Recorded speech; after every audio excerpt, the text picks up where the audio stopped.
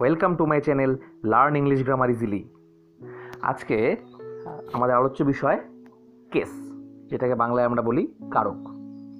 তো আজকের আলোচ্য বিষয়কে আমি কয়েকটা ভাগে ভাগ করেছি। দেখো, কেস কাকে বলে, তারপর কেসের প্রকারভেদ, তার প্রত্যেক প্রকার কেসের আমরা দেখব সংজ্ঞা এবং সেই সঙ্গে উদাহরণ এবং কি করে আমরা কোন কেস বের করব সেটা দেখব, এবং অবশেষে ফরমেশন অফ পজিটিভ কেস, যে পজিটিভ কেসকে আমরা কিভাবে গঠন করব সেটা দেখব।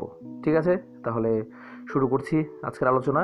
যে কেস, যেটা বাংলায় আমরা বলি কারক, যে একটা সেন্টেন্সে কোনো নাউন বা প্রোনাউনের সাথে অন্য ওয়ার্ড বা শব্দের যে সম্পর্ক তাকে আমরা বলি কেস।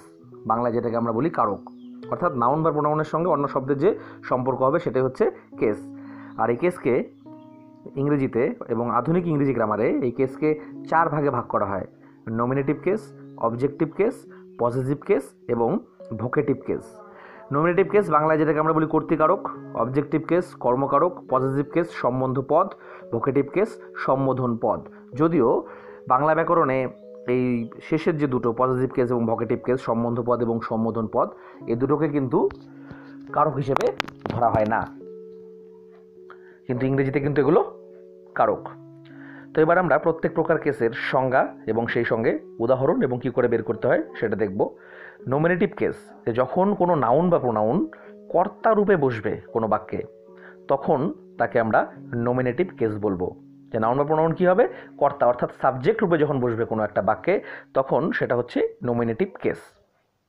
এবং নমিনেটিভকে পেতে হলে কী করতে হবে, ভার্বকে অর্থাৎ ক্রিয়াকে কে অর্থাৎ হু দ্বারা প্রশ্ন করতে হবে। যেমন উদাহরণ হিসেবে দিয়েছি, দেখো example, রিশাঙ্ক place cricket.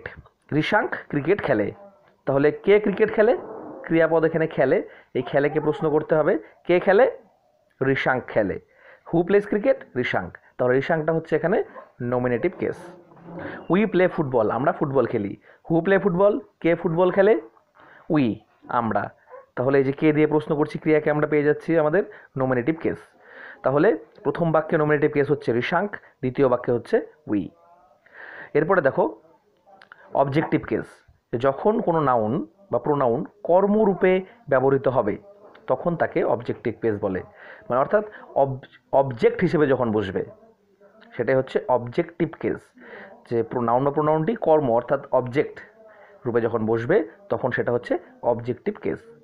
Objective case পেতে হলে কী করতে হয়, ক্রিয়াকে অর্থাৎ ভার্বকে হোম মানে কাকে অথবা হোয়াট কি দ্বারা প্রশ্ন করতে হবে, তাহলে আমরা পেয়ে যাব অবজেক্টিভ কেস।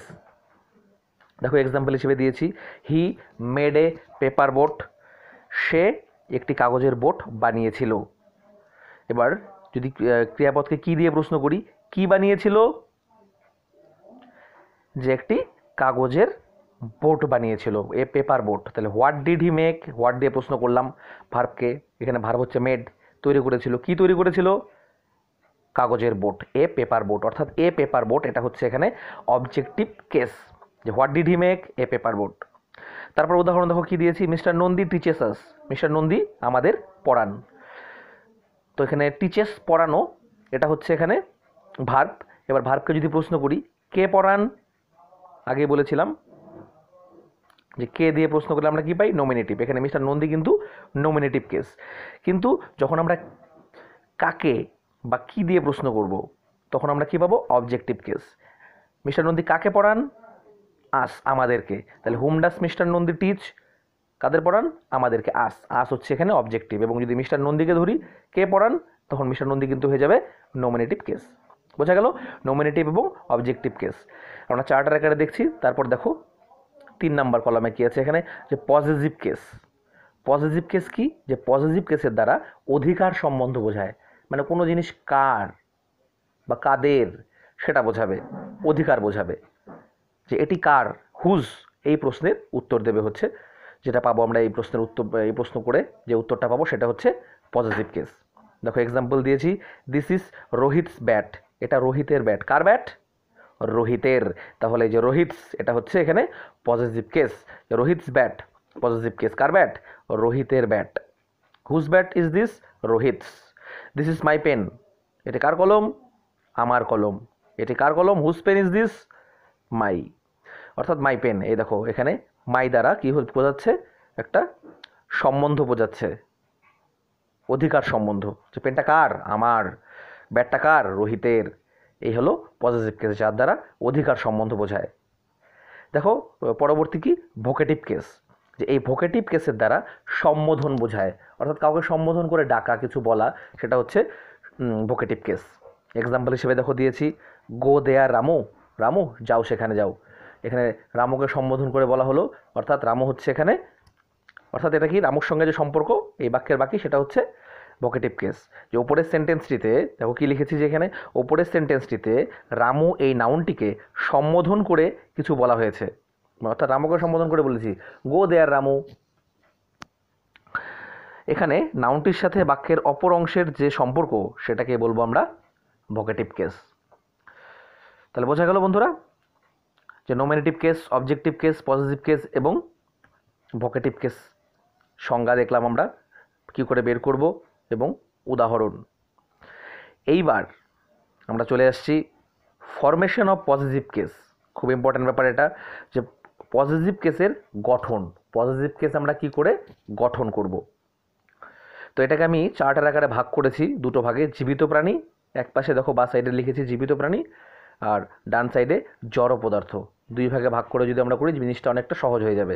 যে জীবিত প্রাণীর ক্ষেত্রে কি করব, যদি নাউনটি সিঙ্গুলার হয়, সিঙ্গুলার নাউন অর্থাৎ এক বচন যদি হয়, তো আমি প্রথম ভিডিওতে আমার সিঙ্গুলার প্লুরাল নিয়ে আলোচনা করেছিলাম, যদি কোনো অসুবিধা হয় সেই ভিডিওটি দেখতে পারো। যে এরূপ নাউন অর্থাৎ সিঙ্গুলার নাউন যদি হয়, তাহলে নাউনের শেষে অ্যাপোস্ট্রফি এস যোগ করে পজিটিভ করতে হয়।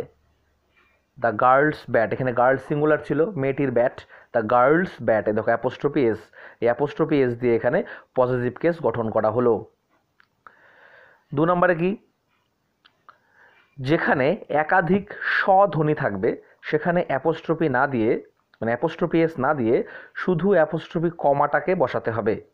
মানে শেষে যদি এস এর উচ্চারণ, মানে স উচ্চারণ আগের থেকেই হয়ে যায়, তখন কিন্তু আমরা সিঙ্গুলার হলেও সেই ক্ষেত্রে আমরা কি করব, শুধু অ্যাপোস্ট্রফি কমাটাকে বসাবো। যেমন কিডস, এটা কিন্তু প্লুরাল নয়, কিডস, যে পোয়েট আমাদের আছে, কবি, বিখ্যাত কবি জন কিটস, সেই কিটসের নাম, এখানে যে কিটের কবিতা, যদি বলি যে কিটসের কবিতা, কিটস আগের থেকে এস ছিল, তাই এখানে শুধু অ্যাপোস্ট্রফির চিহ্নটা আমরা পরে বসালাম, দেখো এসের ওপরে গিয়ে, তারপরে কিন্তু অ্যাপোস্ট্রফি দিয়ে এসটা কিন্তু আর বসেনি। জেসাস স্পিচ, জেসাসের স্পিচ, বাণী, জেসাস দেখো শেষে এস আছে এবং স উচ্চারণ একটা হচ্ছে, তো এখানেও শুধুমাত্র অ্যাপোস্ট্রফি কমাটাই কিন্তু বসিয়েছি আমরা, তারপরে আর কোনো এস বসাইনি। জাস্টিসের সেক, দেখো শেষে একটা এস এস স এখানেও একটা উচ্চারণ রয়ে যাচ্ছে, তো এই ক্ষেত্রে শুধুমাত্র দেখো অ্যাপোস্ট্রফি কমাটাই দিয়েছি, কিন্তু তারপর এস বসাইনি। বোঝা গেল? তারপর দেখো পরবর্তী নিয়ম, যে প্লুরাল নাউনের ক্ষেত্রে নাউনটি যদি এস দিয়ে শেষ হয়, তাহলেও কিন্তু শুধুমাত্র অ্যাপোস্ট্রফি আমরা কমা বসাবো। আগেই বলেছি দেখো শুরুর নিয়মে ছিল কি, নাউন যদি সিঙ্গুলার হয় তখন আমরা অ্যাপোস্ট্রফি এস বসাবো, অর্থাৎ অ্যাপোস্ট্রফি চিহ্ন দিয়ে এসটাকে বসাতে হবে। কিন্তু যখন ধ্বনি থাকবে সিঙ্গুলার হলেও, তখন কিন্তু দেখো শুধু অ্যাপোস্ট্রফি চিহ্ন বসলো। এবার প্লুরাল নাউন সেটা যদি এস দিয়ে শেষ হয়, কারণ প্লুরাল জানি আমরা এস ছাড়াও শেষ হয়, এস বা ইএস দিয়ে শেষ হয়, তো সেটা ছাড়াও তো শেষ হয়, অর্থাৎ এস ছাড়াও শেষ হয় কীরকম, যেমন অক্সিজেন, চাইল্ড, চিলড্রেন, এগুলো তো আমরা ওই সিঙ্গুলার এবং প্লুরাল নাউনের যে চাপটা সেটা দেখতে পারো। যে প্লুরাল নাউনের ক্ষেত্রে নাউনটি যদি এস দিয়ে শেষ হয় তখন শুধু অ্যাপোস্ট্রফি কমা বসাবো, যেমন গার্লস স্কুল, মেয়েদের স্কুল, ওটাতে একটা মেয়ের স্কুল নয়, মেয়েদের স্কুল, তো গার্লস আগের থেকে প্লুরাল এবং এস যুক্ত, তখন শুধুমাত্র দেখো এসের ওপর কিন্তু অ্যাপোস্ট্রফি কমাটা বসেছে, তারপর কোনো এস বসেনি। ছেলেদের হস্টেল, বয়েজ হস্টেল, বয়েজ লিখে তারপর এসের ওপরে গিয়ে অ্যাপোস্ট্রফি বসেছে, তারপরে কিন্তু কোনো এস বসেনি। এবার প্লুরাল নাউন যদি এস দিয়ে শেষ না হয়, যেটা একটু আগে বললাম যে অক্সিজেন, চিলড্রেন, এগুলোর ক্ষেত্রে কিন্তু আমরা কোনো বাধা নেই, অ্যাপোস্ট্রফি এস বসিয়ে দেবো, শুধু অ্যাপোস্ট্রফি কমাঠম ওরকম ব্যাপার নেই, এখানে অ্যাপোস্ট্রফি এস বসিয়ে দেবো। যেমন চিলড্রেন্স বুকস, শিশুদের বই, চিলড্রেন, চিলড্রেনটা পুরো নাম্বার, এখানে কমা দিয়ে আমরা দেখো এস লিখে দিয়েছি, অ্যাপোস্ট্রফি এস, চিলড্রেন্স বুকস। তারপর আরেকটা খুব গুরুত্বপূর্ণ এটাও, যে অ্যান্ড দ্বারা যুক্ত একাধিক নাউন যদি যৌথ অধিকার প্রকাশ করে, মানে দুটো নাউনের কোনো একটা জিনিস নিয়ে বলছে যে একই জিনিস ওদের, সেই ক্ষেত্রে কিন্তু আমরা কি করব, নাউনটির সাথে, কোন নাউনটির সাথে অ্যাপোস্ট্রফি এস বসাবো, শেষের যে নাউন তার সাথে অ্যাপোস্ট্রফি এস যোগ করব। দেখো যৌথ ব্যাপারটা উদাহরণটা দেখলে বোঝা যাবে, যেমন রনি অ্যান্ড সানিস ফাদার, রনি এবং সানির বাবা। তাহলে এখানে দুজনেরই বাবা। তো কী করলাম আমি, দ্বিতীয়টার ক্ষেত্রে আগে বলা ছিল যে শেষেরটার ক্ষেত্রে অ্যাপোস্ট্রফি এস বসবে।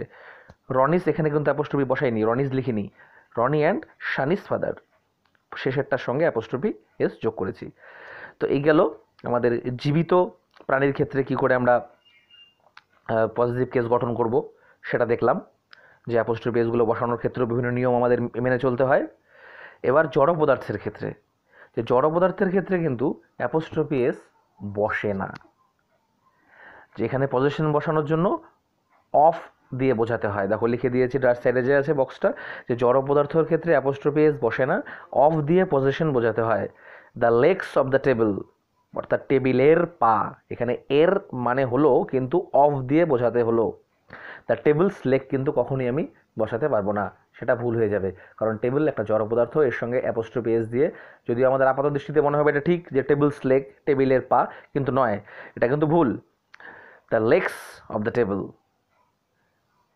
এবার তবে কিছু কিছু কিন্তু আবার ব্যতিক্রম আছে, যেরকম জড় পদার্থের ক্ষেত্রে অ্যাপোস্ট্রফি এস না বসিয়ে আমরা অফ দিয়ে করি। এবার কি হয়, সময়, দূরত্ব, ওজন প্রকাশক নাউনের সাথে কিন্তু এগুলো জড়ো বা এগুলো প্রাণহীন বলতে পারি, যেগুলোর ক্ষেত্রে কিন্তু অ্যাপোস্ট্রফি এস যোগ করেই পজিটিভ করতে হবে।